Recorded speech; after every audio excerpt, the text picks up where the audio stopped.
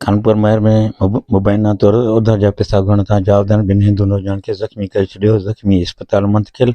हिन वटि सां ॿुधाईंदो रहां त कानपुर महर में ठिकराटो बस स्टैंड ते हिकु मेडिकल स्टोर ते मुबैना हमले सबबि ॿ हिंदू नौजवान शाहदेव कुमार ऐं सचिन कुमार सख़्तु ज़ख़्मी थी पिया। ज़ख़्मी खे तलके अस्पताल कानपुर महर में मुंतक़िल कियो आहे। ज़ख़्मी हिंदू नौजवान शाहदेव कुमार ऐं सचिन कुमार ॿुधायो त जावेद सरदार मलिक ॾांहुं दवाउनि जा 1000 रुपया रहियल हुआ, जेके घुरिया त हुन ऐं हुन जे साथियुनि हमलो करे असांखे ज़ख़्मी करे छॾियो।